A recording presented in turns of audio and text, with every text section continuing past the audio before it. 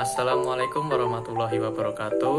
Selamat siang semuanya. Perkenalkan, kami dari kelompok 5. Pada kesempatan kali ini kami akan mempresentasikan hasil diskusi dari kelompok kami mengenai aklimatisasi tanaman semusim.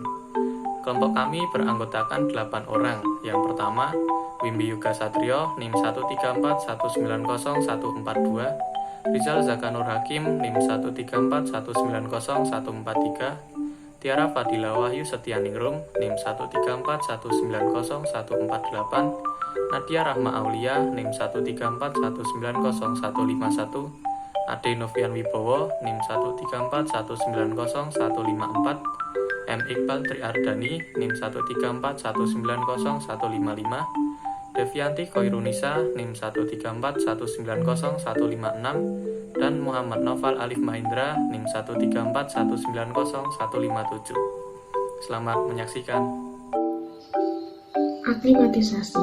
Aklimatisasi dalam kultur in vitro adalah suatu proses adaptasi dari tanaman hasil kultur in vitro atau planet terhadap cekaman lingkungan baru sebelum ditanam di lapangan. Aklimatisasi biasa disebut juga sebagai peralihan planet dari kondisi heterotrof atau terkendali menjadi autotrof atau tak terkendali. Tujuan dari aklimatisasi sendiri yaitu untuk mengondisikan material tanaman agar dapat bertahan hidup untuk melakukan pertumbuhan dan perkembangan jaringan di lingkungan baru dan dapat menyesuaikan diri dengan kondisi terbuka di lapangan.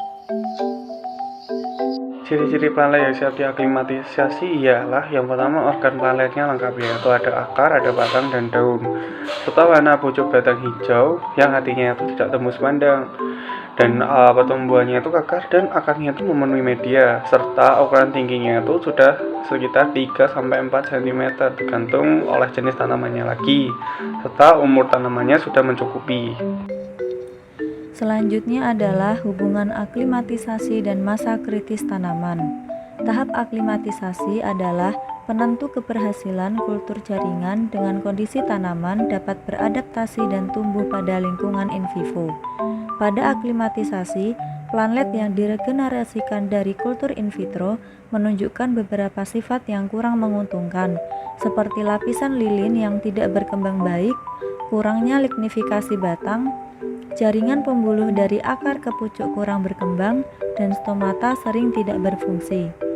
Disebut masa kritis karena tahapan ini merupakan tahapan peralihan dari keadaan yang terkondisi dengan baik di dalam ruang kultur menuju ke kondisi alam yang suhu, iklim, temperatur, dan lain-lainnya dapat berubah-ubah. Tanaman yang semula mendapatkan nutrisi dari media secara tiba-tiba harus mencari makanan atau nutrisinya sendiri.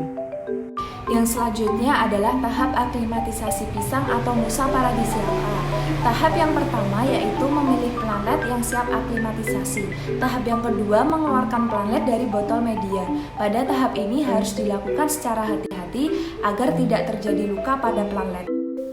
Tahap yang ketiga yaitu mencuci bersih planet dari media lama. Tahap keempatnya, melakukan perendaman pada larutan fungisida dengan dosis 2 gram per 1 liter selama 5-10 menit. Untuk tahap kelimanya yaitu mencampur media dengan fungisida agar tidak adanya tumbuh jamur. Kemudian yang keenam, menanam planet pada media yang baru. Nomor 7, menutup media dengan plastik selama 1 bulan. Kemudian memberi label, tanggal, dan nama orang yang melakukan aklimatisasi. Dan terakhir, setelah umur 1 bulan, bibit siap transplanting. Selanjutnya yaitu faktor keberhasilan aklimatisasi. 1. Kelembapan. Penurunan kelembapan dan penurunan intensitas cahaya harus selambat mungkin dilakukan untuk membentuk tanaman yang makin kuat sehingga tanaman tidak stres. Kedua, cahaya. Tanaman saat diaklimatisasi perlu diberikan naungan. Naungan akan mengurangi transpirasi dan kelebihan cahaya yang dapat merusak molekul klorofil. Setelah beberapa waktu di bawah naungan, tanaman secara perlahan-lahan dipindahkan ke kondisi pencahayaan yang sebenarnya, di mana tanaman akan ditanam. Yang ketiga adalah temperatur. Kondisi di ruang aklimatisasi diusahakan mempunyai suhu berkisar antara 25 sampai dengan 30 derajat Celcius. Pengaturan suhu dapat juga dilakukan dengan melakukan penyiraman, ventilasi terkontrol, dan sistem pengkabutan. Yang keempat adalah media tanam.